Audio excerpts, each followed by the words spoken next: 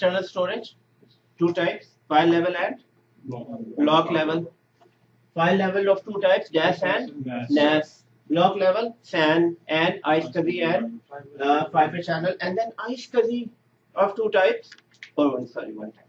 iSCSI is of one type. What is the main huge difference between iSCSI and fiber channel? So it is expensive. It is inexpensive. Other than that, this has its own infrastructure. This has completely its own infrastructure, FC, right? So FC has a box, which is EMC, right?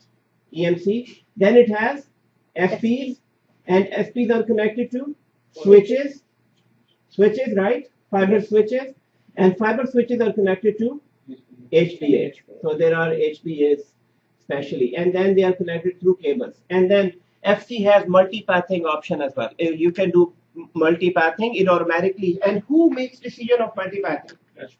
SP. SP is intelligent enough. This SP is intelligent enough to do the multipathing. If this person is not able to reach the Tera or logical unit number here, because it's all about accessing logical unit number. Remember, these are raw disks.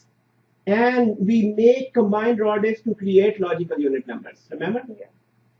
So basically, your all data is sitting in these logical unit numbers, which is made by raw disk. And in iSCSI, it's the same thing. So in iSCSI, instead of having a SAN device, we have a server, and we call it OpenFiler server. Other than OpenFiler, just like OpenFiler, we have some other as well. FreeNAS is another one. Server 2012, you can make iSCSI as well. The cheapest way of going for this. Now, and then this is connected to, so here your ESXi host, and they connect through a network, normal network, right?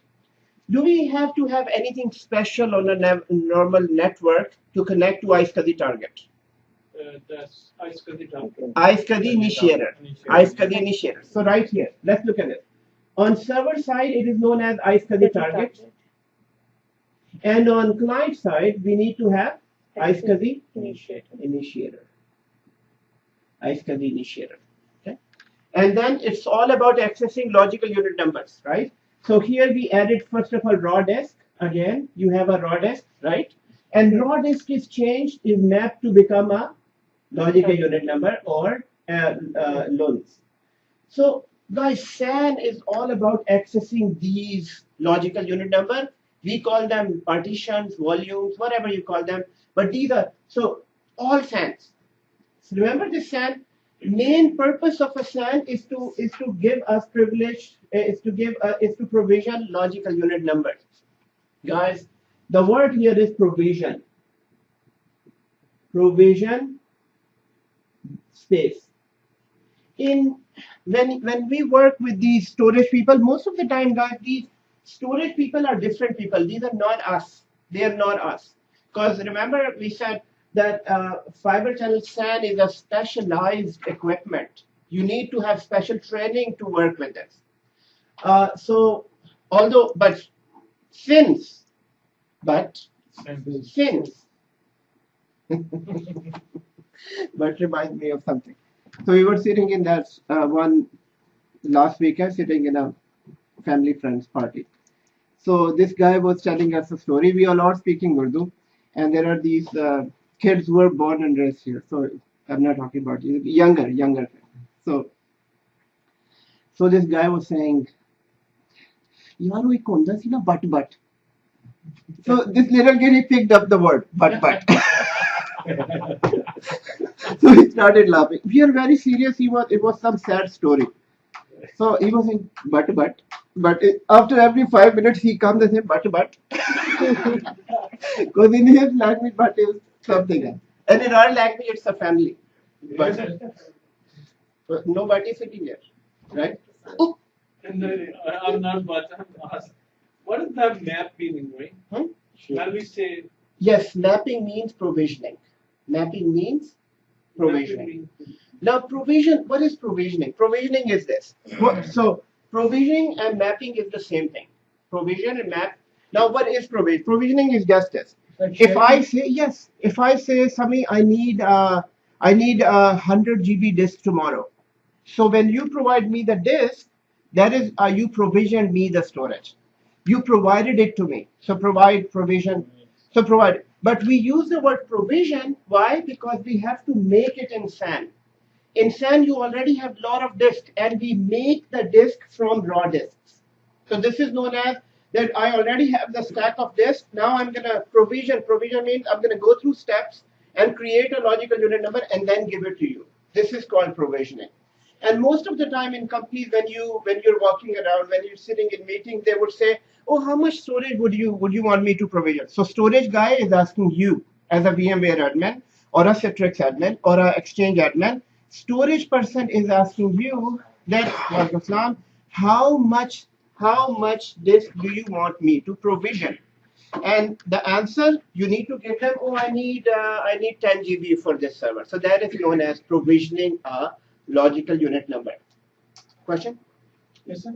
Let's say we have a SAN disk, iSCSI disk, and we create logical unit number in that disk, right?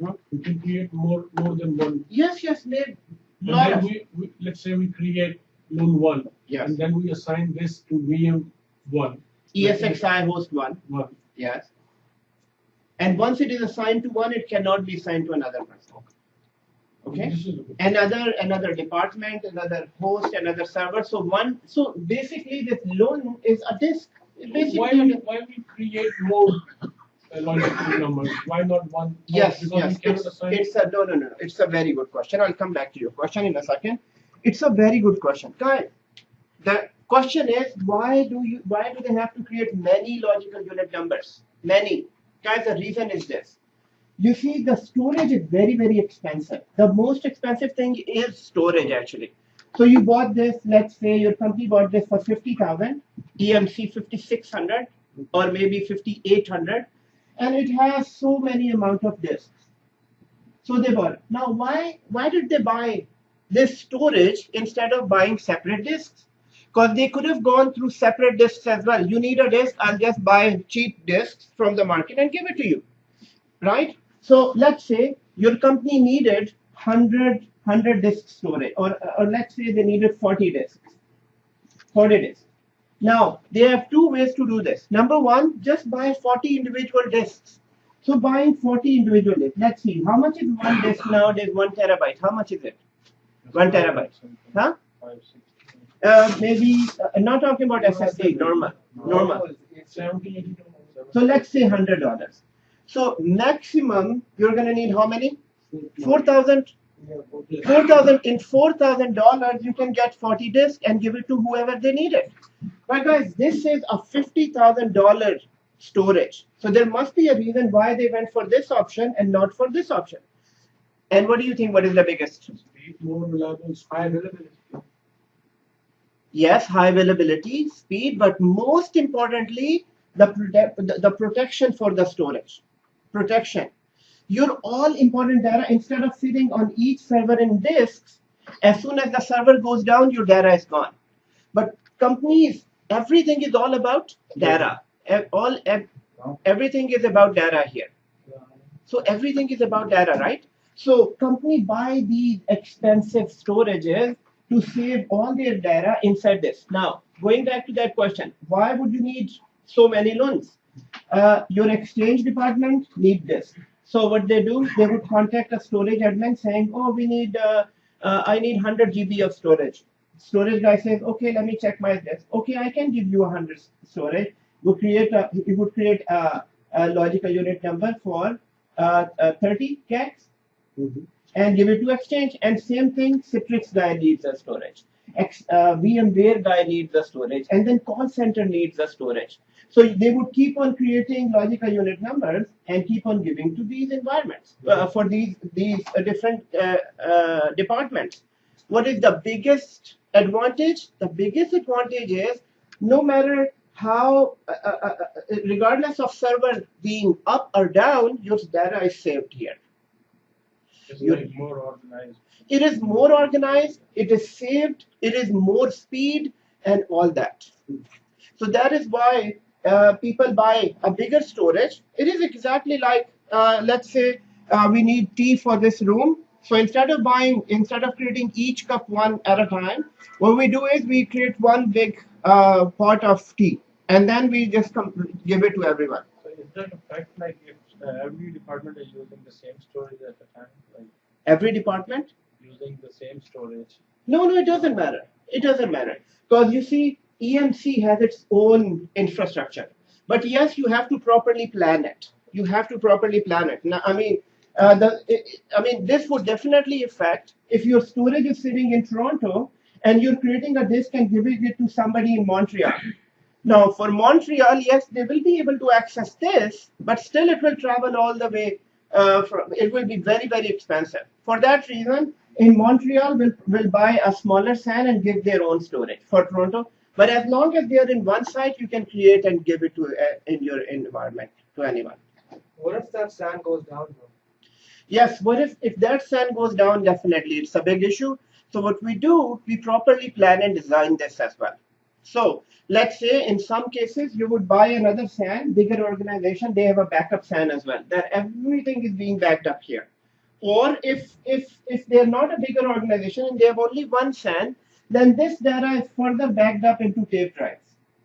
Like in banks, they do the day and the Yes, it is further backed up into tape drive so that if this, yeah, it's a machinery, it can go down, but less likely. Less likely, SAN is more reliable type of storage.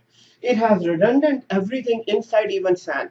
So redundant power supplies, redundant SPs, redundant connections inside and all that. And even snapshots are being redundantly taken as well. So SAN is. So guys, this is a quick reviewer of storage, and yes. Can you explain one more time about iSCSI initiator? Okay, yes. So this is SAN, iSCSI initiator. We just need to remember this, guys. iSCSI initiator, when you use iSCSI storage, the server side is known as target, and client side is known as initiator. So target and initiator. Client side, you must have initiator. On server side, you must have a target service running. And then all you need to do, you have a raw disk. So remember, in OpenFiler, we add a raw disk. Then we create a partition of that disk. And then we create, if you don't have a volume group, you create a volume group. If you have a volume group, then you just create volumes. And then provision loads. And then provision loads. And this 4 steps or 5 or 6 steps happens all the time whenever you add a new raw disk. New raw disk, repeat the step. New raw disk, repeat the steps. Even though in the real environment, like we do the Same thing. But this is a job of a storage admin, not us. Okay. This is not our job, but you must know. You must know that this is how storage is provisioned. Okay. Now, once you have the storage, then we brought in 2 storages here, and then we connected them to both of the hosts.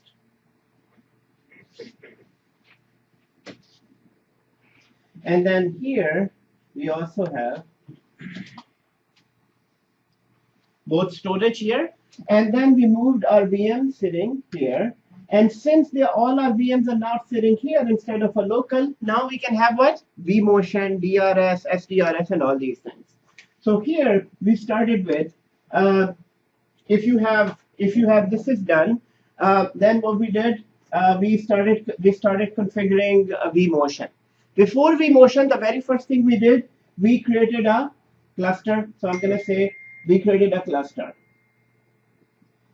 Or I'm gonna go the other way. So first of all, you had to have a vCenter, and both hosts should be part of vCenter. Remember?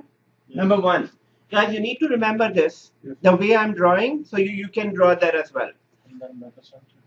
If you remember logically, then it is easier. Yes, very good. So number 1, this, and second level was data center. You created data center. Third level was create a cluster. And now on a cluster, we started configuring vMotion. So then we configured vMotion here. So we said, okay, let's configure vMotion. Now once vMotion was configured, and vMotion has 4 requirements. What are the 4 requirements? Number 1, we have to enable vMotion on management port. So I'm going to just quickly write. So vMotion. First, management port, vMotion should be enabled. Second one, VM networks name. Network Yes. will be the same. VM network code group. Same storage. Yes, same storage, Same storage. Shared storage. shared storage, Same and yes, you're right. VM Same. should be in that storage and their shared storage. So VM network, VM. Yeah, same storage mean like it must be the same logical unit number. Right? No, no. No. It should be Then shared. we can do that. The only thing is VM should be in a shared storage, not same storage. They should be in a shared storage. But same storage, I think what you mean is that this storage is accessed by all the hosts. Yes. Yes. So yes, this is right then. This is a shared storage. So this is port group name, and third one storage, VM in storage, VM in shared storage, Same CPU. and same CPU. Same CPU. Excellent. And then with CPU, we have that other thing as well. EBC, right?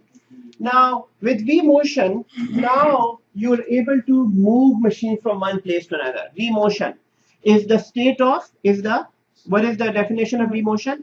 Is the movement of state of VM from one place to another, and it happens in steps. Remember? Yeah. It happens in steps. And then it copies the full VM, then copy changes, and And then Physics. physics. then quiz state, which is a microsecond pause and then move. Okay. Now here vMotion cluster DC-BC, and then we started configuring DRS. नहीं शुक्रिया. Thank you. आप पूरी class है माशाल्लाह. हाँ नहीं ठीक नहीं मुझे नहीं मेरे पास है. Thank you. Okay. DRS guys, and DRS. What is DRS? Two functions of DRS: monitoring and load balancing. Monitoring and load balancing. What else about DRS? So DRS. Number one, monitoring and load balancing. Okay. Second one, as soon as it is enabled, automation levels. Yeah. Automation levels. Automation 3 levels. What are the 3 levels? Manual, partially automated, and fully automated. And then fully automated has 2 levels: conservative and aggressive. Guys, I'm writing them in short forms because this is a mind map you already remember. And then automation levels. And then the next one, there were rules. Remember? Rules. So it has rules, and the 2 rules are, actually it has 3 rules. We call them affinity, Yeah. anti-affinity, And dedicated and then dedicated host. host. Dedicated host. Dedicated. Power management is. It is like DRS. So we're gonna say that with DRS, it is actually under DRS. It is DPM, distributed power management. Distributed power management, and DRS works like here. It is monitoring the 2 ESXi hosts, CPU and RAM, and then it engages vMotion. Can DRS move VMs? No. DRS cannot move VMs. DRS cannot move VM. It uses vMotion, and only if it is fully automated. If it is partially automated, it cannot move anything. If it is even manual, it cannot move anything. Is this understandable? Yes. Okay. Now, just like vMotion, there is storage vMotion. Sir, it's partially, it does intelligent placement, right? So It does intelligent. Yes, it does intelligent. You're right, 100%. Which is right here. In partial here. Yes, Yeah, intelligent partial. placement. Yes, you're right. So it is kind of not. It is moving. Yes, it's kind of moving, but it's not moving as if VM is running and doing vMotion. It does it in the beginning. Okay, and then vMotion is right here, and on top of That's not power management, like when the systems are like Starting up. Is, no, this is not power management. intelligent This is just intelligent hosting. placement. Which host is better for this VM? Is this host or that host? Okay, so there is but power management we do remember, right? It will shut down the host before, and before shutting down the host, it will move all the VMs to the other host, saying that you know what, this VM, this host has less, and it now for DPM you should have at least 3 hosts. With 2 hosts it won't work because it cannot shut as soon as it shuts down this. Why would it not work with 2 hosts? vMotion will not work, shared storage will not work, and especially the cluster will break. Because in order to have a cluster, you must have at least 2 hosts. We need to make a group of hosts, right, for the DPM. No, not necessarily. You can do that manually as well. But you must have. You can create groups too. Okay, svMotion and svMotion that uses DRS. And DRS is monitoring what? Size, disk size, and IO. What is IO? How much IO? 15 milliseconds. 15. If it is bigger than 15 milliseconds, it means that your disks are slow. Delay. Remember, for example, if I ask you a question, what is iSCSI? And if you answer me in delay, it means that you don't know the concept. So there is a delay. I'm asking you and you're delaying it. So here the disk is about to reach opening that VM, and it's a delay more than 15 milliseconds. If more than 15 milliseconds stays over the period of 8 hours. So 8 hours samples. 8 hours. If 8 hours average is more than 15 milliseconds, it means that storage is slow. It must do something. Okay. So this is what we have covered so far. So guys, here, any questions? No questions. Okay. Starting with HA, guys. HA stands for high availability.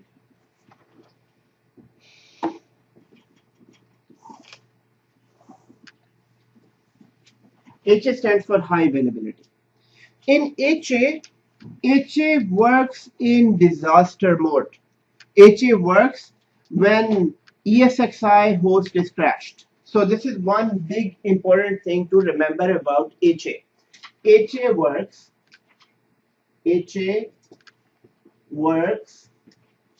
when any ESXi host from a cluster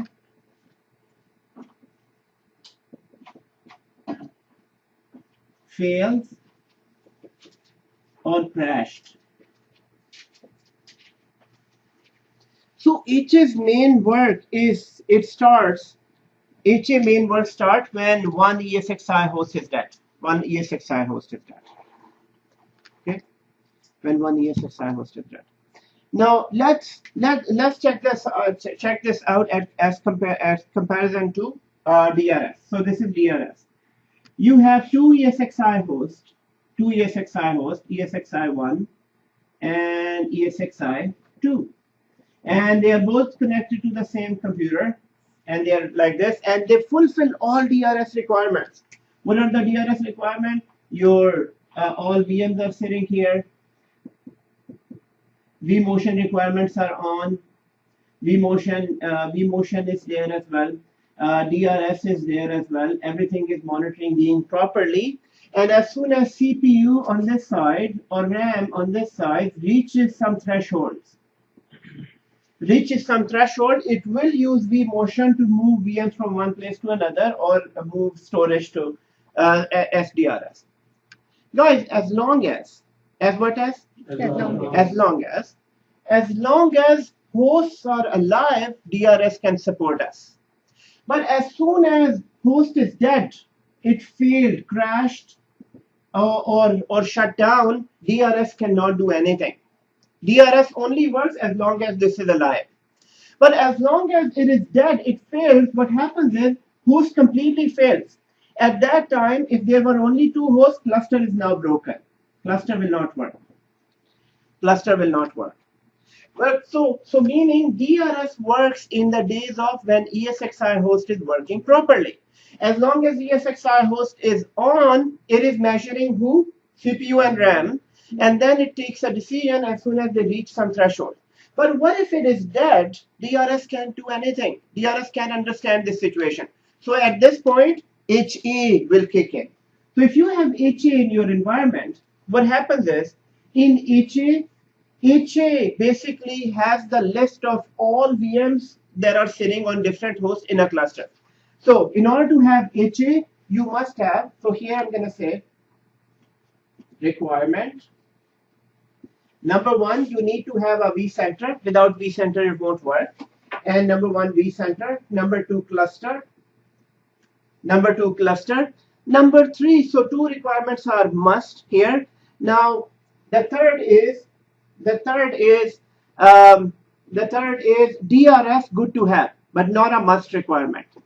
DRS is good to have. Good to have, but not a must requirement for HA. Yes, these are HA requirements. If DRS is there, then it is good. If DRS is not there, HA will still work. Now, HA, as soon as you switch on HA,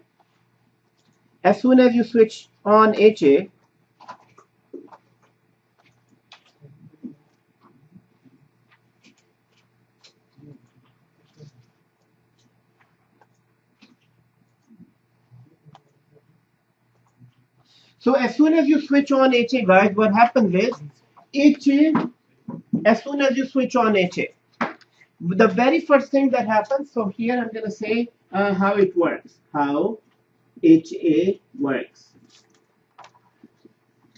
Number one, HA is an option that works on a cluster. So you right click on a cluster and switch on HA. You right click, so enable HA. So enable HA on cluster. Enable HA on cluster. As soon as you switch on HA, what happens is an election happens. An election happens.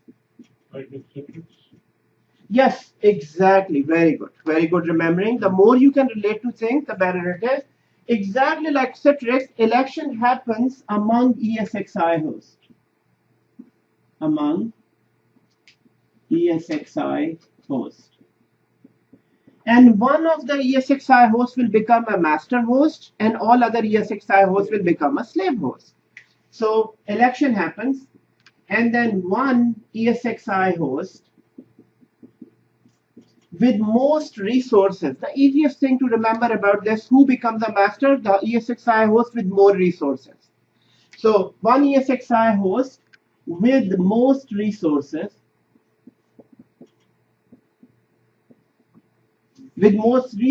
becomes master host.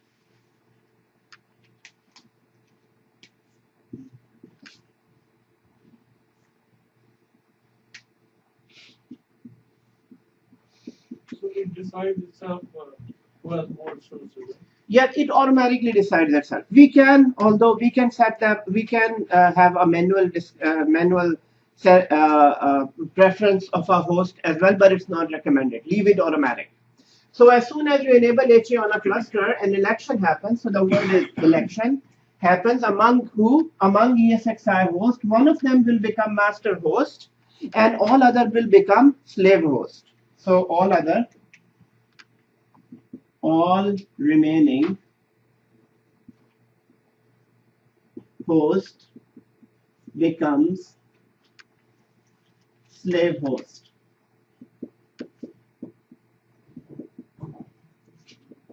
All other becomes slave host. So one becomes master, all other become slave host. Meaning, as soon as you switch on HA, election will happen, and the host with most resources. So this is a very common question. How can one become master? The easiest answer is host with more resources. What does it mean, more resources? Guys, it simply means the host with latest CPU, or more number of CPU, or more number of RAM, or more number of access to storage, anything. So just like in real world, Trump can become a president because he is the richest, but access to more resources. Now that's another thing if he becomes or not. But in real world, even in Pakistan, it happens. The richest people becomes the so a host with most resources. Maybe in interview they might ask you how can it become so host with more most resources. Maybe more number of CPUs, more number of RAM, access to more number of storage. So more number of so let's say this becomes a master and this becomes a slave. As soon as one becomes a and I can show you once it happens. If you did this lab from the video, you might have seen that how it becomes. Did we saw that in Citrix how it becomes one becomes ZDC and the other one becomes just a standalone? Remember, anybody remembers how do you verify? Where do you go and verify? Where do you go and verify to see that election happened? It changes the numbers. Where in performance monitor you can see the live election going on. Okay, so here you will see the live election going on in vCenter. Once you enable it, you will see. So here one becomes now the master host. Now whoever becomes the president, he is the only person who can have access to president or chief of army staff and all that. Remember? I mean, other can, but this is the one person that everybody is connected to. Your Awam is connected to one person. Your every. So, guys, HA is the master is the one that will be talking to the cluster. Slaves will not be talking to the cluster. So, cluster will be asking master, how's your ESXi host going? So, basically, main connection from cluster for management of ESXi host is the master person. So, master has the importance. So master, what can master do? Master host has the list of all VMs. So first of all, master host is the connection. So here I'm going to say connection point to cluster. Master host has a connection point to cluster. So all cluster communication is happening through master now. Okay, first one. Second, master host has a list of all the VMs and where they're hosted. Atif, what are you doing on your machine? Running the machine. Oh man, it's not logging in.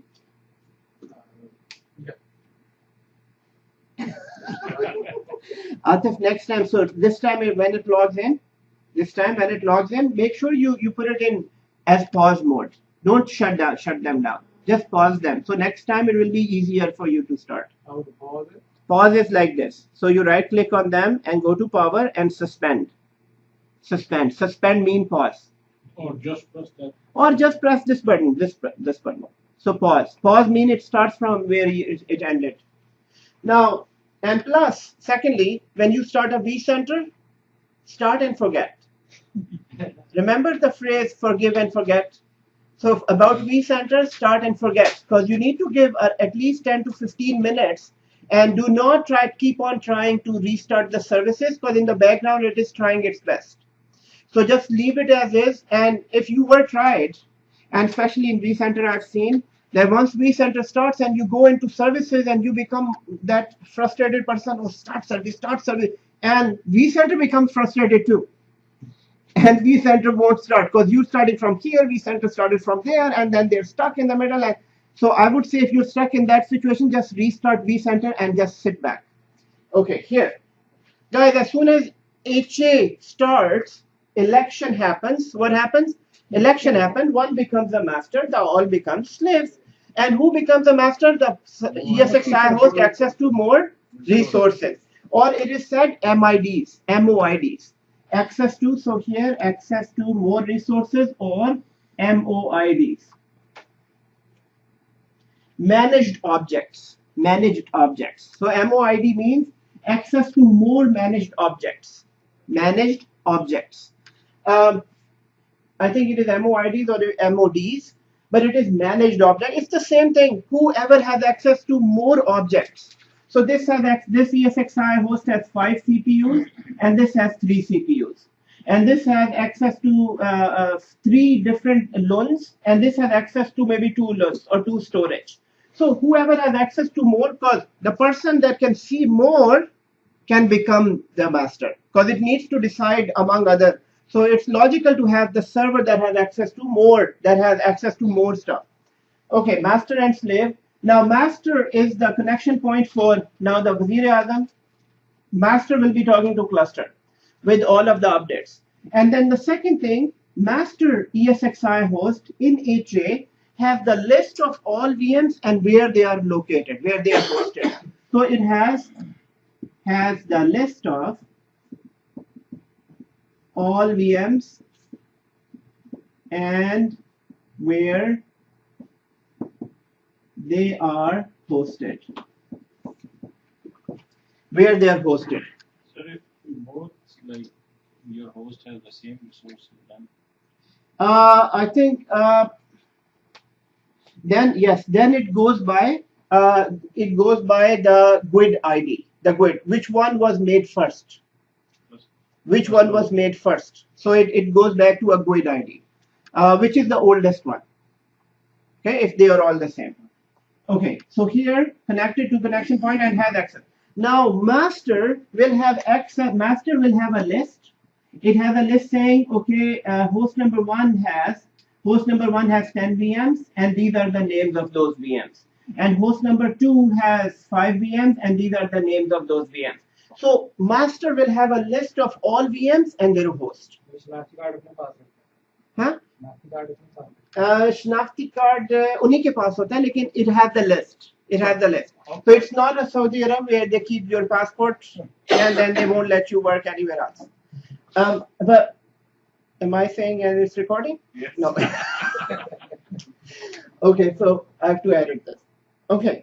How come the master one like get all the information? Yes, because so this is the function of my master. Whoever becomes a master, whoever becomes a master, there is a code that runs behind and they will do all this. Is that your question? How master gets all this information? Because this is a become after the crash, like they were, no, not a crash. Crash was just an example. okay. So when they are crashed, then for now your environment is working. For now your environment is working. You just switched on HA. Election happened. One became master. The second one became slave, or all other become slave. There was only one master. And as soon as master dies, another one becomes a master. There has to be one master. So master has a list of all doesn't those. really matter, like when you build the infrastructure, then they already elect one as a master. No. When you build the infrastructure, there is no HA. Master and slave election happens only when you have HA. When you have HA. If there is no HA, there is no master-slave relationship. Okay. Now here, connection of all VMs or connection point to a cluster. So all cluster communication is happening through master. Secondly, master has the list of all VMs and all hosts, and this list will be available to slaves as well. Slaves will also have the list. Now, what is the main purpose of the list? Guys, the main purpose of a list is that as soon as any ESXi host dies, so here now I'm going to go come master, and then what is the main function of slaves? Main function of slave is keep on connection, active connection with master. So slave functionality is just like a slave functionality. They are dependent on master for all their functionality for HA. So they'll be keep on. So here I'm going to say slave. Slave is a functionality, yes. So even if you have 3 ESXi hosts and you crash the master, so it automatically selects the other master, right? Yes, it automatically selects another master, yes. So guys, here, slave functionality is keep on connection with, it's a keep on connection with master. Now, here we started with, as soon as you enable HA, election happens. An election will make one master and all slaves. And one that becomes a master, it has to have access to more MODs or managed objects.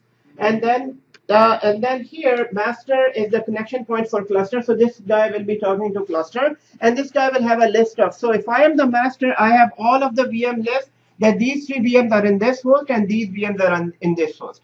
Now, why do I have to have this list? So this is a point number 4. Like you said, MOD is like managed objects. Managed objects, yes. What do you mean by that? Like, Managed object means that this host can manage how many objects. So object meaning if this has 3 CPUs, it means that it has 3 objects. So it is managing 3 objects.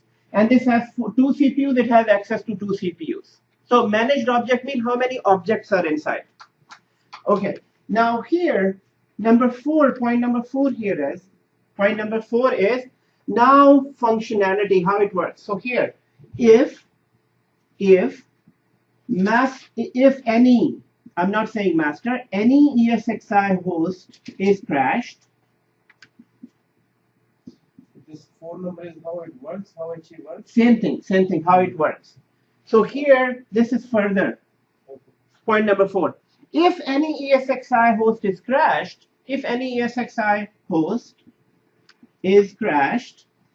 then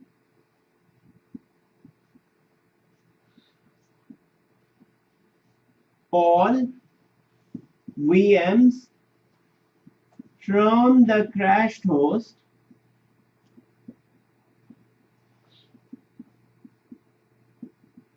are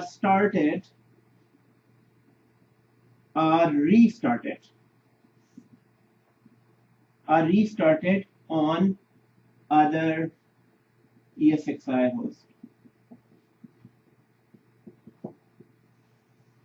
On other ESXi host. That's the main thing why HA is there for. At any point in time, if any ESXi host is crashed, all these VMs that are crashed, they will be restarted on the other host. That's the thing that DRS cannot do. DRS will be dead as soon as one ESXi host is dead. But this is where HA comes in. As soon as any ESXi host is crashed or failed, all VMs, so here the word is all VMs from the crashed host will be restarted. So the word is restarted on other ESXi hosts. That's the hot vMotion, right? No, it's not vMotion. It's not vMotion. It's just starting of VMs on other ESXi hosts. But So- it will be created over there. It will be created and started. They are Yes, not it will be moving the- created. it is It will created be. new- It was new sitting on VM. this one. So example is But here is we a have downtime. Like 5 years. There is a downtime. Yes, there is There a is a downtime. downtime. There is a downtime. Sorry. Suppose we have 5 ESXi. Yes, we have 5 And ESXi. we have DRS activated and enabled, and also HA. HA is enabled too. Yes. So as soon as one, even though like we have 5 ESXi host. even one crash, DRS will collapse. DRS will no. DRS will keep on working, but DRS cannot do anything for the crashed host. DRS is working for the other 4 hosts. It's fine, but DRS can't do anything with the host that is crashed. Okay. So this is where HA comes in. HA says, okay, don't worry. I've protected all of the ESXi hosts. As soon as one host goes down, so you have 1, 2, 3 ESXi hosts, and let's say there were 2 VMs on this, and if this is crashed, these both VMs will be started and balanced on all others. Actually, first of all, they'll be started here. But if you have DRS, and DRS can do intelligent placement as well. This is why we said DRS is good to have.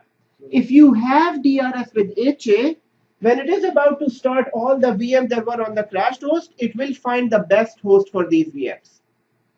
So all those EXI hosts must be connected with the same logical unit number. Yes, that is must. So all those requirements are applied.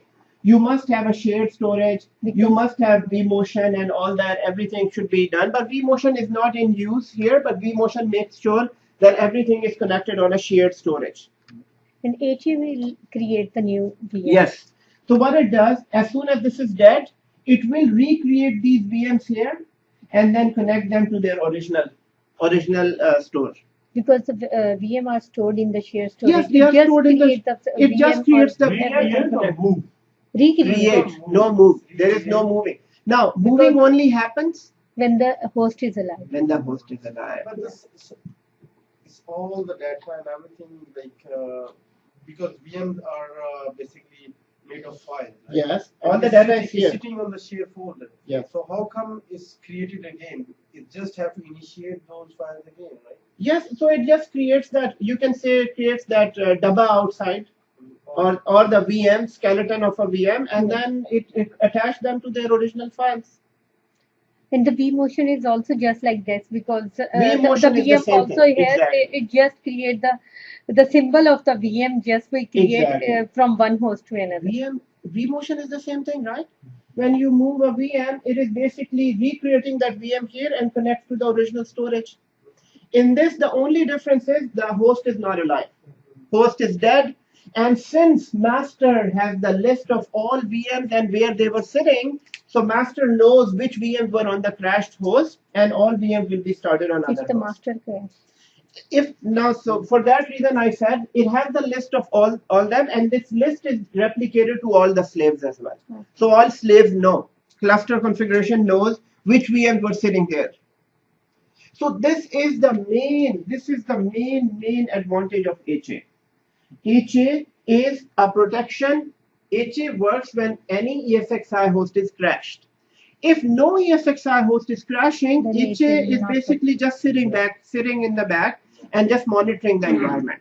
But But HA then- only kicks in when any ESXi host is crashed. And when it crashed, then it will start all VMs on other host. So there. In HA, a biggest drawback is that there will be a downtime for the VM because because VMs are starting. Yes. So if we don't enable HA, then there's no master host. You don't enable HA, no master host, no slaves host, and then you have no protection for crashed hosts. Yes. So here we need to remember number 5, the advantage is that even though the hosts are crashed, VM will be started in few minutes. They will be started in few minutes. And all the connections that were with the VM, they will be gone. So this guy was connected, they will be disconnected for a few minutes, and then but the VM will be restarted on the other host, they will be reconnected. So if you don't have HA, let's say your host crashed at 3 a.m. at night, at 3 a.m. and nobody was there. So next morning until you will find that out and you will start the VM, and maybe by that time, maybe many database changes are happening. Maybe your database is crashed too, and many things can happen. So the only disadvantage here is there will be few minutes of downtime until the VM is restarted, recreated on the other host. Okay, so here, HA advantage. HA advantage is that VMs, although user will lose connectivity,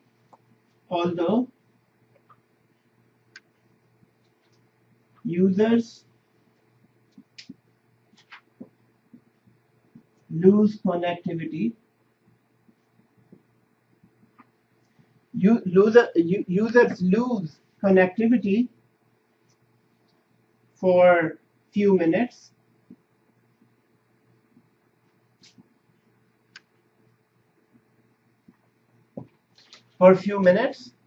Users lose connectivity for few minutes. But VMs will be restarted on the other host. But VMs will be restarted on other host, and users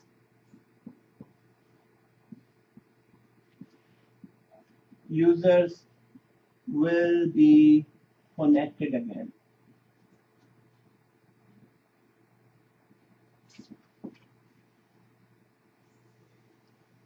Disadvantage is the user will lose connectivity. Disadvantage. Number 6.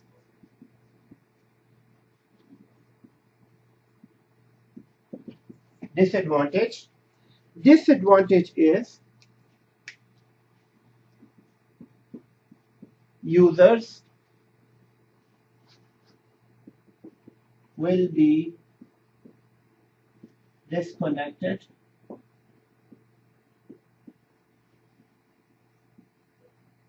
for a few minutes and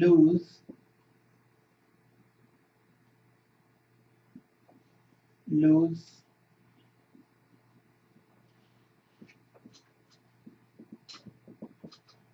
connectivity.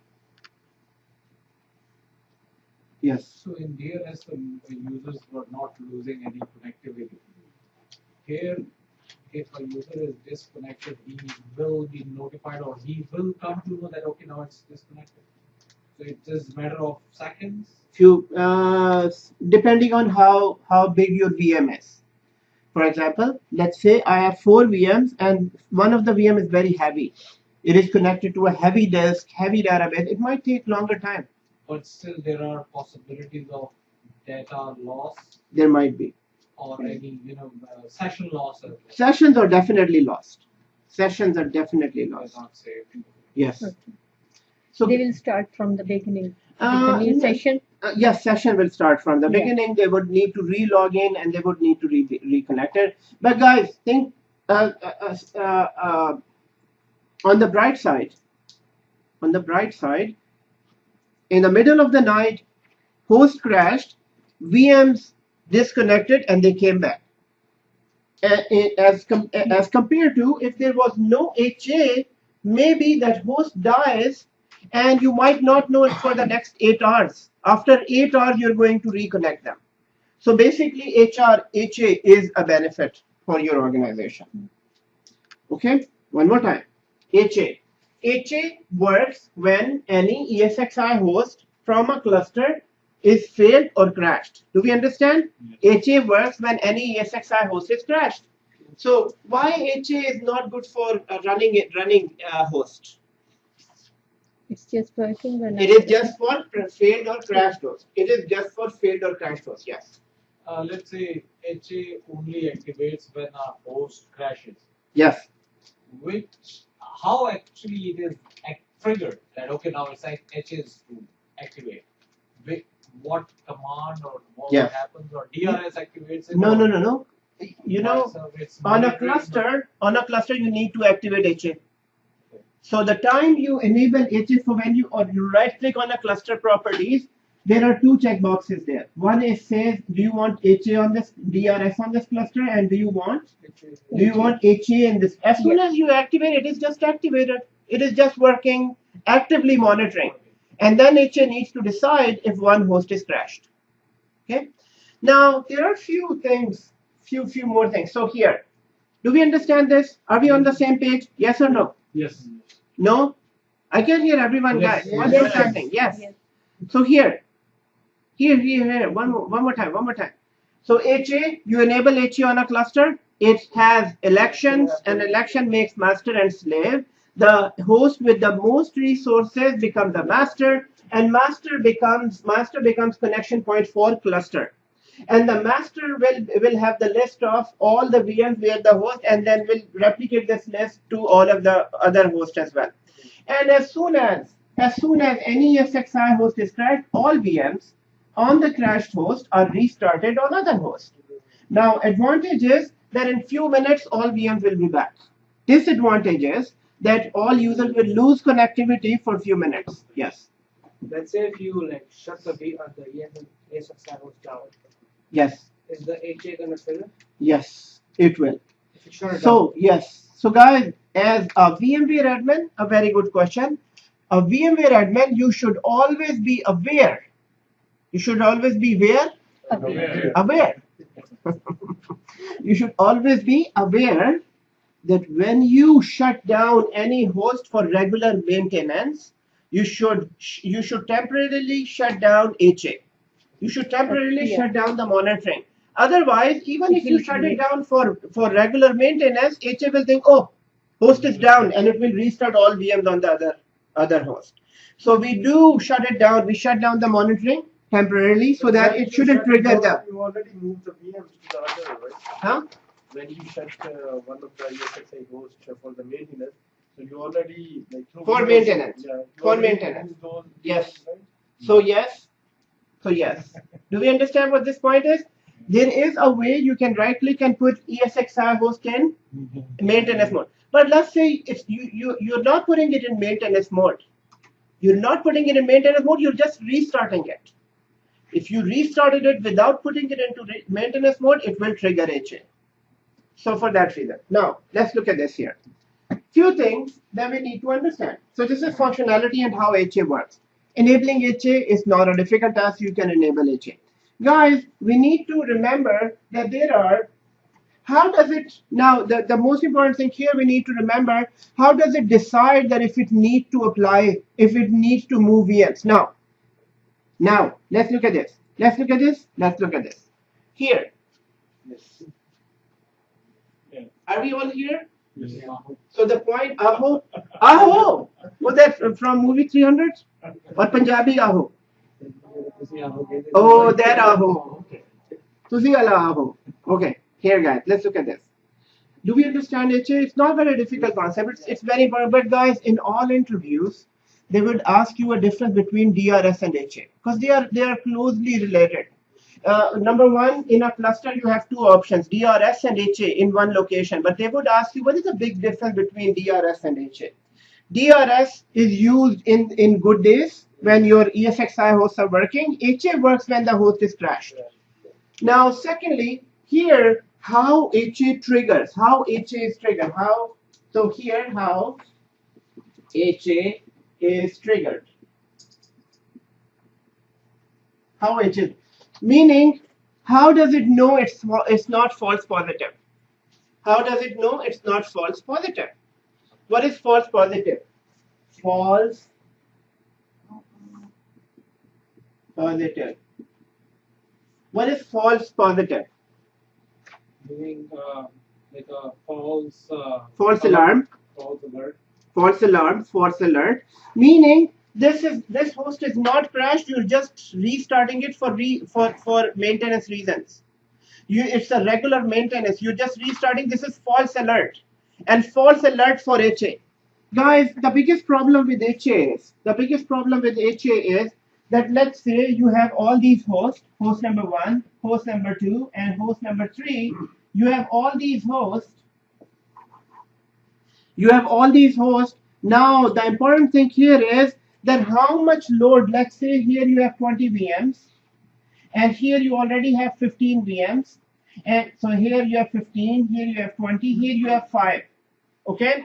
But if this is the case, it means that DRS is not in your environment. Because if DRS would have been here, it should be properly balanced. So DRS will properly balance it. This shows DRS is not working in your environment. But if, let's say, all of them has 555 VMs. Guys, now the biggest problem is that as soon as one crashed, how much load can others take and still work in normal situation? Still work normally. Let's say this was crashed, it has 20 and it has to move 10 VMs here and 10 VMs here. Now this might be okay because it has only 5, but this already has 15. And if 10 more VMs are here, this can crash too. So guys, in HA, it's very important to properly design and manage. So before going here, do we understand HA functionality? HA functionality is just this. Host is crashed, VM should be restarted there. Okay. Now here, false positive to avoid. We must avoid false positive. Avoid false positive. Why? Because if the host is not really crashed and you restart all these VMs in other location, then as soon as the real host comes back, it will be a complete disaster. Why? Because now you have same VM in your 2 times in your cluster. So we must avoid false positive. Guys, to avoid false positive, DRS, before it triggers HA, before it triggers restarting of VM, it will check 3 times. It will check the host 3 times. So here, to avoid false positive, HA checks the crashed host in 3 different ways. In 3 different ways. HA will check the crashed host in 3 different ways. Number one, it will ping the host. It will ping the host through normal network. So ping the host ping the host through a normal network. Hmm? It is kind of split brain syndrome, yes. Yes, I'm going to come back to this right after this.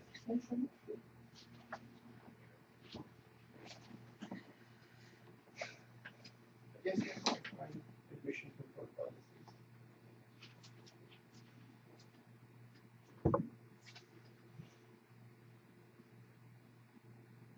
And also this pinging the host, is It it is respond to the split brain. Yes. Yes. pinging this host at that moment? Is that heartbeat? Yeah, that's the heartbeat. Yes, that is called the heartbeat as well. So if you remember our failover clustering concept, there is always a heartbeat between a master host and the other server. So guys, first one, ping the host, which is checking heartbeat, heartbeat.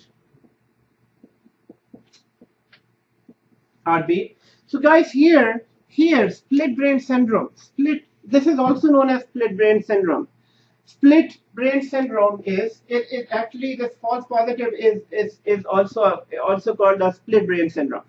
What is a split brain syndrome? Split brain syndrome is that this is your cluster. So this is your cluster right here, and two hosts were here, and this was just restarted. So maybe in an inexperienced VMware admin just went into the server without checking, and even experienced admin. Sometimes you just oversee stuff. So this is why, guys. This is why whenever I go into an environment and responsibility is given to me, I start documenting it for myself. I will go into each and every option. If I'm an Active Directory admin, I'll go into AD users and computers and see how many OUs are there, how many, and this as much as I can document. And if I'm a VMware admin, I'll go into log into vCenter and document each and everything.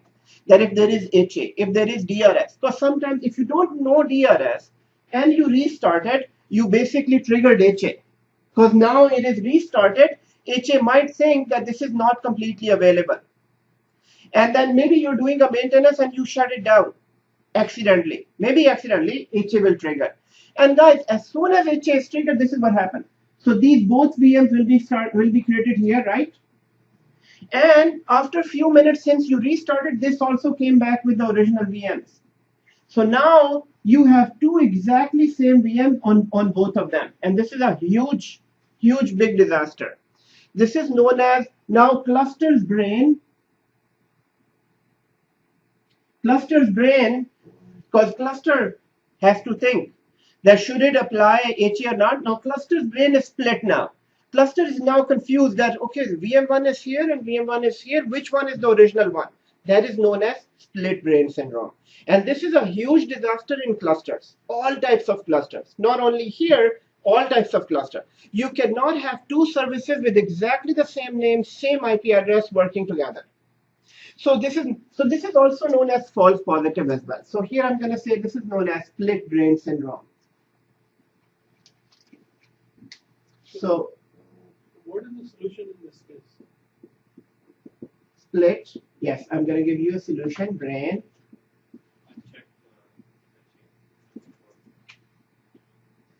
Yes. Solution is temporarily, if you're doing any maintenance, temporarily shut down HA monitoring. Temporarily shut down HA monitoring. So that if you're restarting it, HA should be kind of in a disabled mode. So HA should not move the VM to the others. It knows that, okay, I'm doing it on a regular maintenance basis. Yes. But if you're turning off the HA and you're putting a server inside a maintenance mode, it will take all the VMs with it. Yes, it will. Yes. If you're doing it both at the same time, yes, it has to move. But for now, just remember HA. If you're doing a regular maintenance, manually disable HA. Disable, and I'm going to show you where that option is. Just one checkbox. So here, So guys.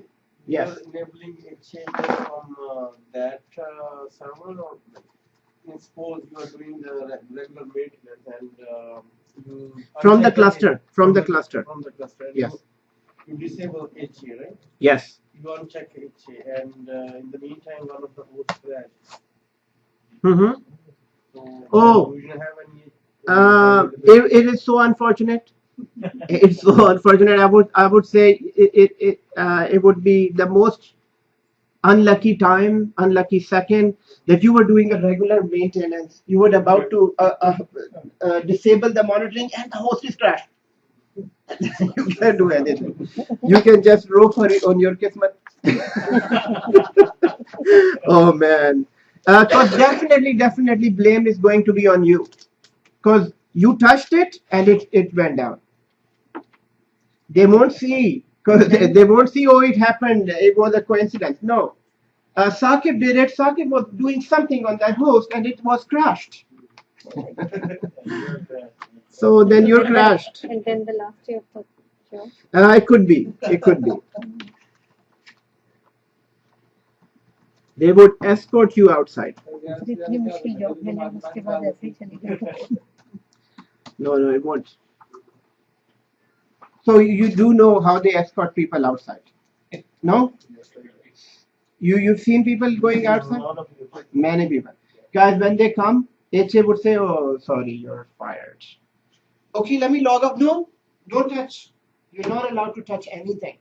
You'll be going outside. You just came Sir, in it's and they will better- see, okay, you're ready. sir, They it's said, better "Yes, if we come- are Come doing- to my office and. And that's it, done. You cannot even say goodbye to your friends. Yeah. Say goodbye to problems. Actually, you say welcome to problems. So you would cry that time. So when we disable HA, before that we move the VM to another host and then we do the maintenance and then we can. Yes. Move So them there. proper. I mean, guys, you must follow proper procedures for this. Now the very first rule is do not make any changes in production environment. Never ever. You should not be making any change unless you're 100% sure what you're doing. Okay, guys, here. So here one more time, guys. HA. So HA, before it triggers, before it starts moving here, it will check 3 times. It will check 3 times if the host is really crashed or not. Let's say this is host number 1 and this is host number 2. This is host number. I can't hear everyone. This one is 1 and this one is 2. Host number 1, host number 2. How many VMs? 1, 2, 3, 4, 5, 6, 7. 7 VMs are here and 2 VMs are here. And as soon as this host is crashed, now HA should decide to restart all these VMs here. But guys, before it decides, it will check 3 times. Number 1 is. So the very first thing, HA is alert now. HA will get a notification from a cluster. So from a cluster, it will get cluster will say, I'm not able to access this host. So I'm a cluster. I would say, I'm not able to access this host, number 1. Then HA, before it moves all the VMs, it will check how many times? 3 times. One is, it will try to ping it. Okay, let me try to ping it. Not pinging. Secondly, before it does, so pinging is not happening. And secondly, now it will check the host and the storage connection. It will connect to the storage here. HA will connect to the storage, that if this crashed host has an active connection to the storage. So first of all, HA is right here, and HA will check that if it is able to ping the host. It's not pinging. Number 2, it will go to the storage and ask the storage, do you have an active connection with this? Because let's say if maybe it was a temporary network issue, but the storage should be working, because maybe storage is on a separate network card. So it will check the storage. So secondly, checks the data store, checks the host and data store connection.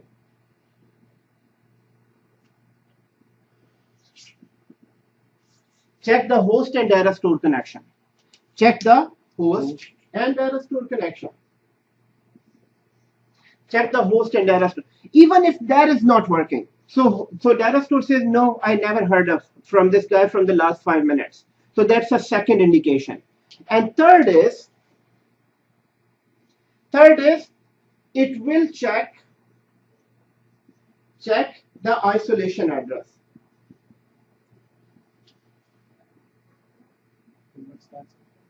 Isolation address is basically the gateway address. Isolation address is basically the gateway address. So this is, I'm going to say gateway or router. Gateway or router address. So this is my third checking that I'm about to do. And the third checking is, so first I was checking the heartbeat, I'm pinging it, it's not responding back. Then I went to the storage and see, Mr. Storage, do you still have access to that? Do you still have any connection with the host? Storage says, no, I don't. And then before I trigger this, as a master, I would go to the router outside and say that if this host is accessible through a router, because that could be another thing. So it will go outside. So this master will go outside and go to a router and say from this router if this host is accessible. Because if the host is really alive, then at least it should be accessible from the router. So this is how it checks 3 times. Router address is also known as isolation address. It is known as isolation address. So it checks how many places? 3 places. Now this is exactly the same thing in real life. When somebody is lost, you will check with this friend. Oh, have you heard of this guy? No. Then you check with some other person. Oh, have you heard from this? Before you go to police, right? So you would check few places. In some cases, you would go to hospitals and check as well, right? So this is exactly the same thing, because talking to the police is a big thing. Police would come and they would create a report. So before HA restart these machines here, because this is a resource intensive process. Number 1, resource intensive. Number 2 is that it will be heavier for the remaining host. It will be heavy. So before it does this, it checks 3 ways. Number 1 is it will do the heartbeat, pinging. Second one is go to the storage and check. So basically, HA will go to the storage and see that if it has any connection, active connection with the storage. Number 2. And number 3 is what? It goes outside to the isolation address and check it. Now, just to have, I'll come back. Just to have maybe in a more sensitive environment, if you need to check any further, you can have 9 more isolation addresses. So 1 is by default there, and you can have 9 more isolation addresses. So isolation address means you can check it from 9 other places as well. You can say, okay, for this special host, I'm going to go to this server and check from here as well. I'm going to go to this other network and check from here as well. So you can have 9 other isolation addresses. So this is how it checks, yes. So when you say check the router or the isolation address, what exactly does it do? It just pings. So it pings from router to the host. Simply pings. So it will pinging directly, and now it sends the packet to the router, and from router it goes to the here. If it is alive, it will send back through router. It will send back through router. So this is 3 ways. This is to avoid what? It is to avoid split brain. Now it is checking 3 times before. If now let's say you just restarted it temporarily. You just restarted it on regular maintenance. Yes, you lost heartbeat. And then so when it was checking this, in few seconds it came back, and as soon as it came back, while it was doing this, and this will take around 5 to 10 minutes. This will take around 5. Within 5 to 10 minutes, machine will come back. So basically, when it was checking this and it was restarted, it now is able to ping able. It has an active connection to the data store. So as soon as it goes to the data store saying, oh, data store says, oh yeah, I have an active connection, then it goes back, start doing the heartbeat. So guys, it checks 3 times. If it is really crashed, then it won't be accessible from anywhere. Then it must do the HA. Then it must do HA. So how many times does it repeat itself? Just 1 time, and then if it doesn't get a no, 3 times. 3 times here, 3 times here, and 3 times here. So it's 3 times. Complete cycle or complete cycle. On average, it might be 5 to 10 minutes. Okay. So guys, let's take a quick break here.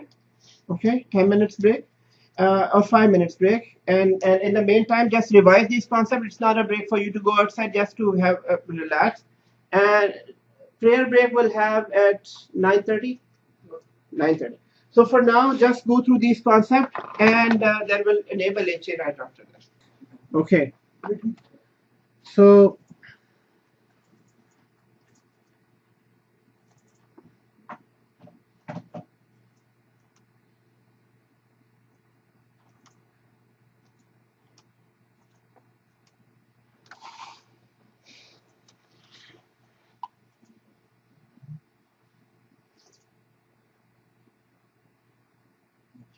guys, most of the time when vCenter is not working, it's because of this reason. Because your CPU goes 100%, CPU has no power to process any information. So while CPU can process, it tries to process slowly, but then if it is not able to get that breathing space, it will give you error message.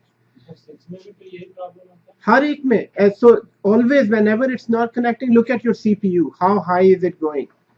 Now here you see it came back, but probably because it is trying to connect, so it is not responding. It is connected, but it was because of high CPU.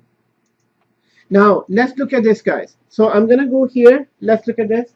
I'm gonna enable HA. Now we do understand what HA is. HA works in the times of crashed, ESXi crashed, and once it is crashed, now let's look at this. Everybody look at the screen, and then I'll let you do the lab.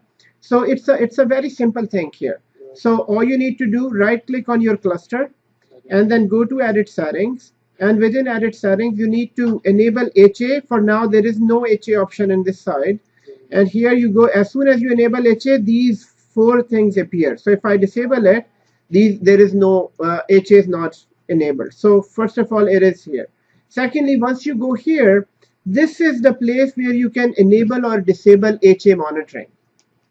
This is the place where you enable or disable HA. If you disable this option, it means all HA setting is there, but HA is not monitoring. So basically, this is the place. This is the place where I said if you ever restarted on a reason, if you shut it down for a regular maintenance, this is the place where you need to enable or disable HA temporarily. Now, the big difference between this and this, everyone, look at this, look at this, look at this, look at this. This can be very dangerous in environments. This can be, let's say, you're working for that company and your senior VMware admin, Atif, and your senior VMware admin, asks you to go and temporarily shut down HA. Okay, and what you did, you instead of doing it here, you went back here and you disabled this. Now this will turn down HA as well. This will turn down HA, and also this can also turn down HA. The big difference is that this is not removing any configurations, but if you do it here, if you turn it down here, it means all HA settings are gone. All HA configurations are gone. All rules attached to HA are gone. So this is very, very dangerous. Never ever change this option. Never ever change this option. If this option is on, then leave it on, and in order to temporarily disable monitoring, you just disable this one option. By any chance we do it and we don't click OK, so yeah, it's fine. But most of the time when you're in a hurry, you would click OK as well. Oh, I disabled it and OK. As soon as you did OK, it means now all these settings will be gone, and then all rules will be gone as well. So everything that was configured in HA will be gone. And this can be very disastrous depending on how many VMs were HA managing. Maybe there were 400 VMs were managed by HA. So all of them are now out of protection, and you don't know which VMs and which priority was set for each VM. So number one big concern is, or thing to remember is, never ever disable this option if it is enabled. Yes. So if you disable it and enable it again, you have to redo all the settings. Redo. It is like uninstalling Active Directory and reinstalling Active Directory. Okay. Now here, once you're here, keep it enabled. So the very first thing it's saying, it has admission control policies here. So first, admission control policy. First of all, it's saying here admission control. In admission control, it asks you this: enable or disable. In admission control, it's asking you enable or disable. Now this admission control here,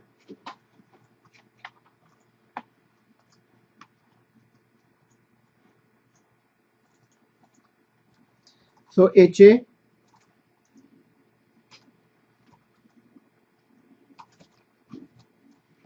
admission control. Now what is admission control? Guys, admission control is if ever HA needs to restart machines. So admission control has two settings. Admission control has two settings, either enable or disable. Admission control has how many settings? Two settings, enable or disable.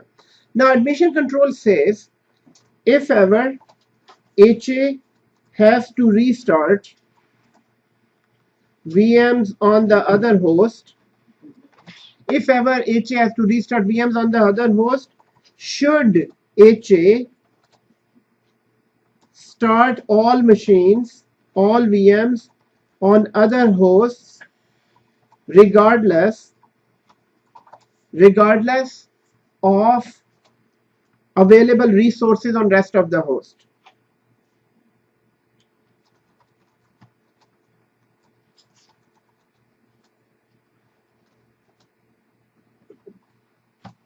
Regardless of, so admission control is saying that if HA ever has to restart VMs on the other host, so all the VMs are sitting there, now they all need to be restarted on this host. Should HA will try to force all these VMs here without even checking that how many resources are here, that is known as enable. Enable means no matter what, HA, all VMs should be started here, regardless of even if after restarting this host will go down. Now if you disable it, meaning no, restart only VMs that can be started easily and leave all of the other just shut down. It's just simply that. So there are two houses together, and HA is saying that as soon as if there is no light in this house, all the occupants of this house will be accommodated in the other house, regardless of if they have space or not. But if it is disabled, it's saying no. If this house can have only 5 people, out of 15, only 5 will be moved here, other 15 will remain there. So that is admission control. Now, to be on the safe side, what we do is we keep the default one. What is default? Disable or enable? Enable. We keep the default one, which is enabled. Yes, question? Yes. Enable is forcing, not looking in the. Exactly. No, enable means disallow VM's power on operation violating available constraints. So if it is enabled, it's safe. If it is disabled, it's not safe. Safe means, disable means no, restart all these VMs regardless of resources here, all restart them here, even if this host crash goes down. So this is saying that if people are living in 2 houses, all people from this house must be moved to this house. If it is enabled, it's saying no, do not move more VMs and put this other house at risk. That's what the option is. So enable means it is safe. Disable means it is not safe. It can crash down the host as well. If you have 15 VM and it's only moved like 10, what are you going to do with the file? You should not risk all of the existing other VMs. Right. It is always better to have whatever is crashed now and don't let it crash all of the other existing as well. Right? So in that case, all the VMs that were not restarted, they will remain crashing. Crash. Yes. If you like the DRS sets, the load balancing also the other host. Yes, it is almost like DRS as well. The DRS always sees that if how many VMs can be moved from one place to another, just for load balancing. But here it's saying if one host is completely crashed, how many VMs should be started? So the very first setting is admission control. Now admission control is enable to start with. Second thing here is that is known as admission control policy. So in the above line, should HA start all VM? If ever HA has to restart VM on other host, should VM starts all should HA, yes, sorry. Yes. Should HA starts all VM on other a host regardless of available resources. So here I'm going to say enable means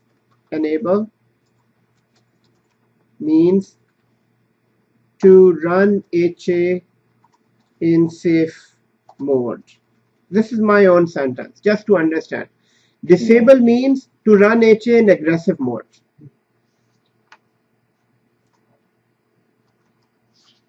So here if we can say safe mode,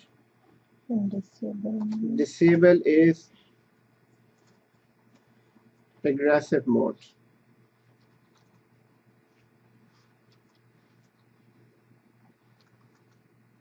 Now, when admission control is selected,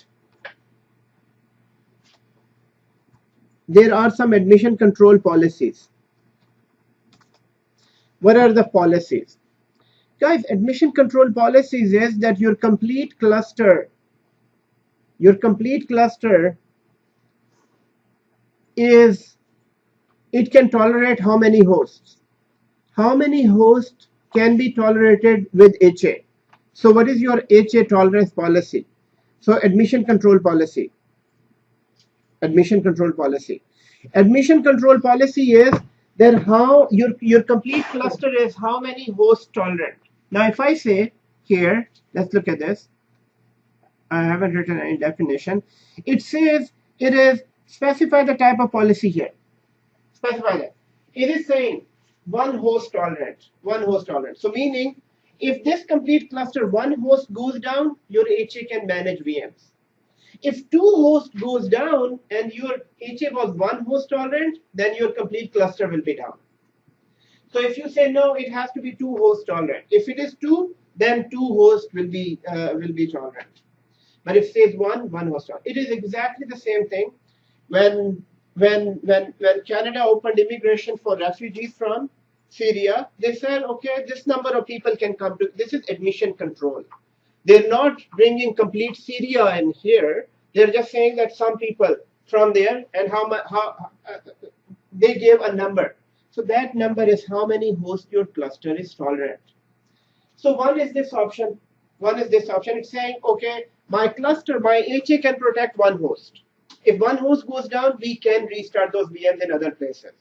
But if you say two, then you must have resources according to two as well. It can be three, it can be more. But then the second thing here is, no, I'm not going with the cluster. You're saying that I will go with the percentage. I will go with that. So this is HA. HA is saying, okay, so keep, do we know that when you add hosts to a cluster, so these are two hosts, remember? Yeah. And it has two CPUs here and two CPUs here. But when they are part of a cluster has how many CPUs? Four CPUs in total, right? So this is saying out of 4 CPUs, keep 25% of all those CPUs for HA. It just means this. So you have all total 4 CPUs, CPU 1, 2, 3, but 25% of the CPU that will be kept for HA, meaning this 25% of the CPU won't be used in the cluster. It is reserved for HA. So yes, you can reserve here as well. You can say no, 50% of CPU and 50% of RAM will be reserved for HA. So that's a second way of configuring HA. So the first way of configuring HA was keep one host tolerant, keep resources available equal to one host. So let's say one host needed, one complete host needs, let's say 4 CPUs and 64 GB of RAM. HA will automatically takes out that space, CPU and RAM, and keeps it separate. If in case anything goes down, then it will use it. So that's what it is. How much reserves do you have in your pocket for all the same reserve fuel, reserve gas in cars? That's the reserve. So you can go this way or you can go this way as well. You can say no, HA should protect one host, or HA should protect 2 hosts.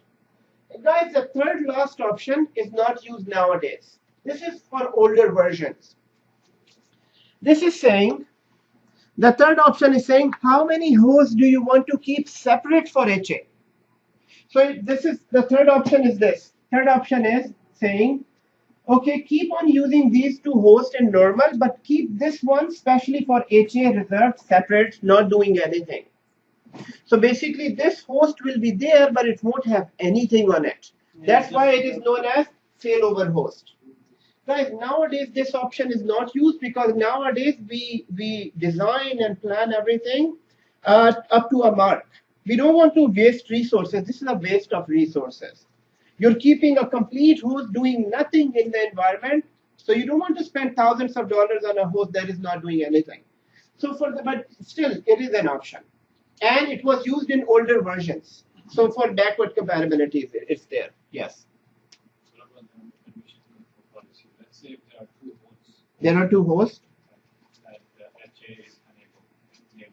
HA is enabled in two hosts. Yes. Okay, so both hosts have their own resources, right? They have their own resources. So if one fails and crashes, the VM will be moved to another. Yes. So why you what do you call it, holding the resources then? Like the other hosts already have resources. No. Yes, you're right. So guys, the question here is, why do we need to go through this configuration where the other host might have resources? Let's say this host has, this is a total CPU. This much of CPU is used and this much is left. And this is a total CPU on this and this much is used and this is left. But guys, but guys, this situation will not be the same all the time. Why? Because it's a CPU. It will go up and down all the time. Sometimes it will reach 80%. Sometimes it will reach 60%. But when you do admission control policy, what it does, it will reserve special. If you say one host equal to one host, so HA will calculate everything and it will see, okay, for proper HA, I need to keep this much of resources from both hosts separate so that in case of HA going down, I'm going to use these resources. For that reason, this is why admission control policy is. Host cannot use this this percentage. It won't use this percentage. It will kept separate for those people. Same thing. People say you have to keep something for the rainy day. Rainy day. If you don't have anything, then you're always on credit card. Actually, this example doesn't apply to here Western countries because we are always on credit cards. But yes, you have to have something for it. This is something for rainy days. This is something. You are telling HA that Mr. HA, we are one host tolerant. We are one host tolerant. And so as soon as you say one host tolerant, it means now it will calculate when it was doing election and all that. It will take out that resources and keep it separate. So this much of CPU is separate. This much of RAM is separate. Just like a spare tire. It is exactly like a spare tire. Yes. When it reaches to a level that is going to give those reserves. Yes. Yeah. So meaning in cars we have only one tire tolerant. We don't have two tires tolerant. If two tires goes down, you can't do anything. Yes, you can call CAA, but this is a good example. I'm gonna remember this. It's one tire tolerant. So do we understand admission control policies? So HA has admission control policy. HA has, first you enable it, and then you set up admission control.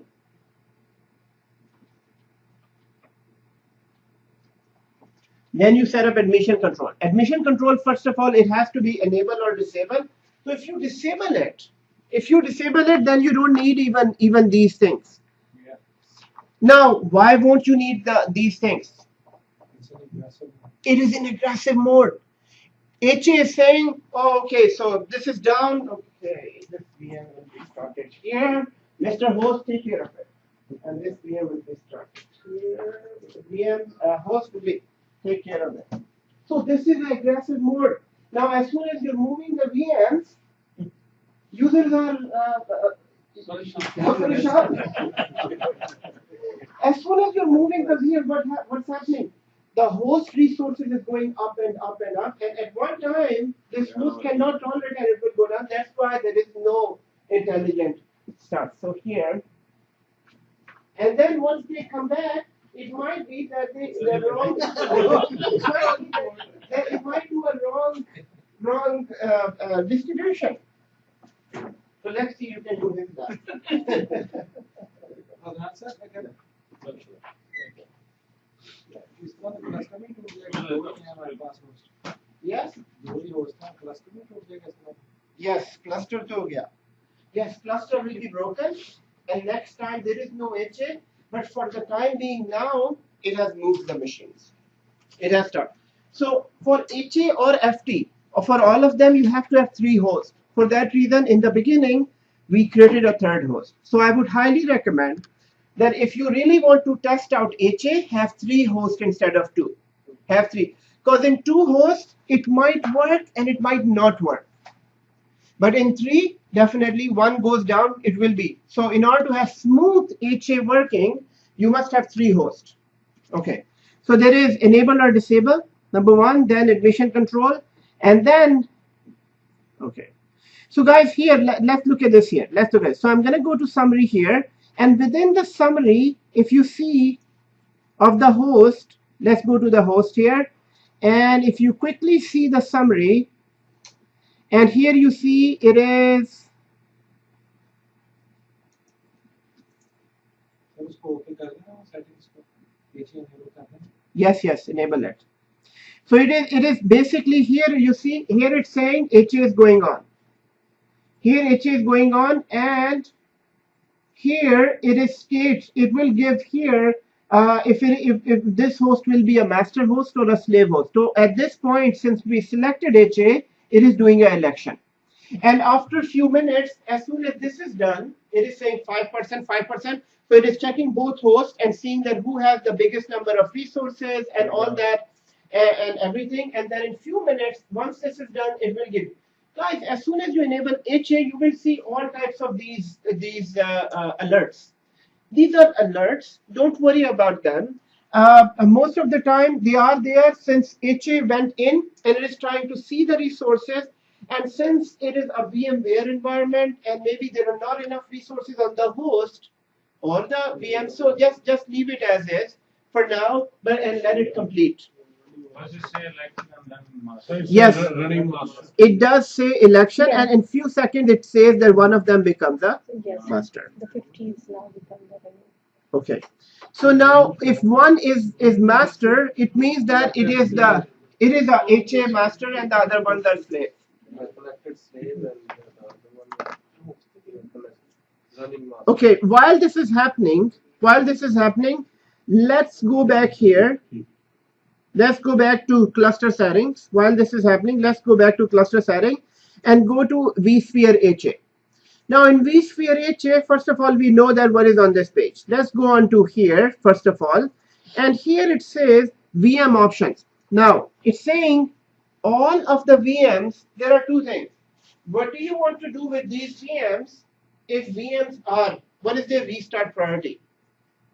So what is their restart priority? First of all, first question is that do you need all these VMs to be restarted on the other host, or maybe you completely want to disable for this VMs? You're saying no, you know what? VM number 1 is my test machine, and it doesn't need to be moved to the other host.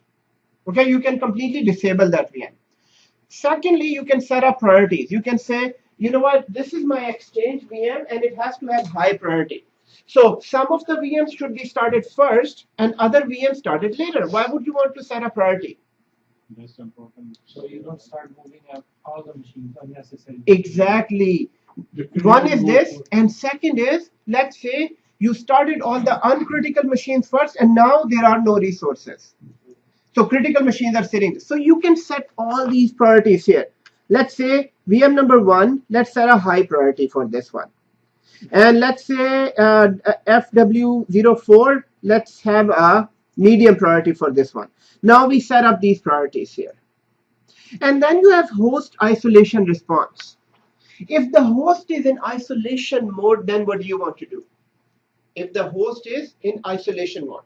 Now the biggest difference between the two is restart priority and host isolation mode is most of the time isolation mode, what do you want to do? Leave powered on or leave power off or shut down. This means that if, okay, we set up these things. We set up the priorities. But secondly, you're also saying, okay, so if in case you need to, if it is completely decided that host is isolated now, and now you need to move VM, should you really want to start these VM, you need to be powered them on or just power them off properly. Meaning, After moving, yes, after moving. So what it does, as soon as, sorry again, I will try. So as soon as this machine is moved, you're saying, okay, it is moved properly, but since it is not that critical, properly shut it down. Or leave it powered on. Or you have the third option, use cluster setting, whatever cluster setting is. like the one is FW04 is a medium, we put on medium, so we can say that leave it shut down. Yes, yes. It's isolation response. What is your isolation response for this? Now, in here, there is a default setting. If you don't do these one by one setting and you want to have one setting for all of them, so you're saying one setting for all of them, all have medium priority and all will be leave power on. So this is one setting for all of them, or you can do one by one setting for all of them. So if somebody asks the question, or maybe this might be your next question, how do you set up priorities for some VMs to be started and other VMs not to be part of HA? It is right here. You can make some VMs high priority, you can make some VMs medium priority. Next one, VM monitoring here. Now VM monitoring, how do you want to monitor them? So VM monitoring is saying restart individual VMs in their VMware tool with heartbeat that are now first option was, this option was for the host monitoring. Guys, HA can also monitor VMs as well. It can monitor, so HA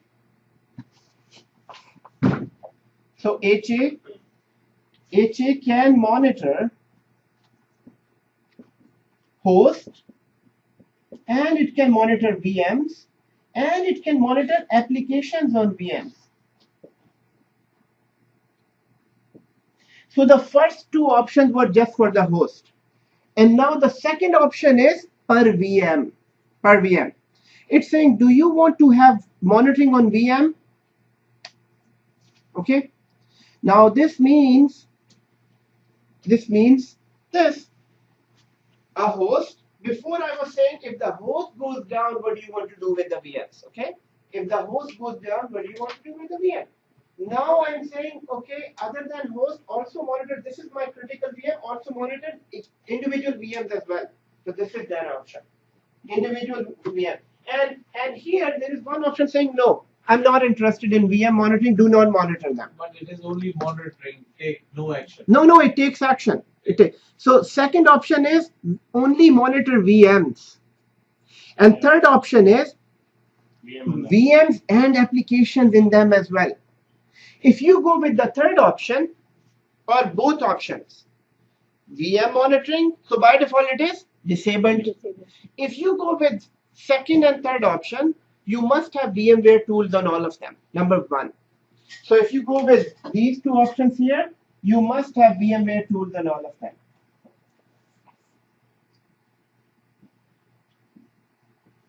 Guys, do we understand? This is you're monitoring individual VMs. If you don't monitor individual VMs, then leave them disabled, because this will be an extra burden on HA. And in many environments, this is not done. This is not. We don't protect VMs. Why? Because this is an extra burden on a cluster. Unless you have lots of free resources in the cluster. Unless you have a lot of free resources on a cluster, then you can do it. But then this is, yes, interview question is, can HA monitor only host or VMs or anything else? And answer is, yes, it can monitor three things: applications also. Host, VM, and applications on VMs. Now, what is application on VM? Application meaning you're monitoring SQL Server. As soon as SQL services goes down, it will try to restart those services automatically. Or Active Directory services goes down, or DHCP service goes down, or DNS service. So it can monitor all that. But remember, for both of them, you must have VMware tools and latest version of VMware tools. So now you knew for the first time that VMware tool are not only used for the better keyboard driver and disk, but they are also used for HA. HA must use them. It is, it is set up. Yeah, I'm ready. It's connected. I can bring it here. Okay, you can bring. Also, these kind of settings, generally it's VMware admin's job to do this, or like someone give him instructions. to No, do no, it? no, no. It's VMware admin. It's admin job. Yes, it is our job. So most of the time, wherever you go, this is already configured, but you must know what that means. And one more last thing is data store monitoring. Now here is that last piece here. This one. Remember that I said that it will check a heartbeat, or if you want to have that extra check for checking the storage. Remember, I said it will go to the storage and check if the host is available. This is that option. It's saying that if you need to monitor that, which storage do you want to check that way? So by default here, it's saying select any of the storage here. So I can say, okay, check both storages. So this will be that extra option. Remember that it needs to make sure if the host goes down, it will go to these storages and see, double check that, okay, I cannot ping it, but let me check the storage if storage is able to access it. So it is that option. By default, they were not selected. Remember, they were not. As soon as you do select that, now it will do that extra check as well. And if you go to storage, let's go to a storage on this. One of the host, just go to one of the host and go to one of the storage. So I'm going to go to one of the storage and browse database. As soon as now you do it, so it will create a special folder called vSphere HA. This is where it creates that extra string. It creates an extra string that it goes and check that if this host is able to access it or not. Now this, you won't find it if you do not select that option within HA. Let me show you where that option is one more time. So all you need to do is, you need to go to cluster, edit settings, and you need to go here and then select the data stores. Press OK. Yes.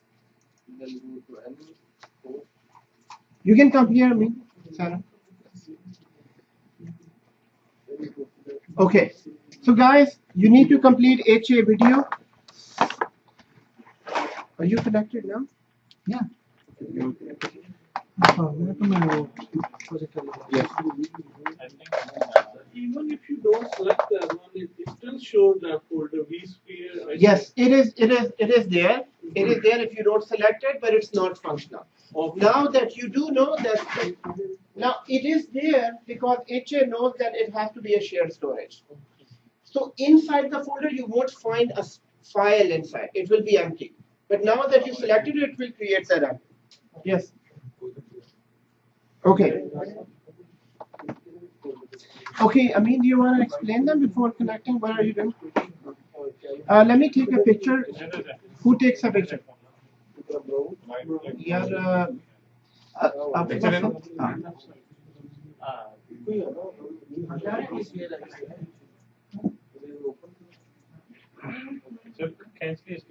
ले लिया आपने ये भी है उसमें okay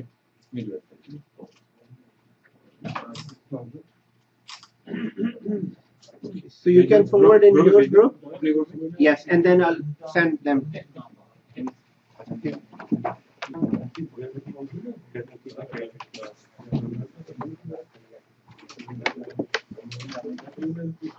ये हो गया पिक्चर ये brain games. So guys, what you are about to see now,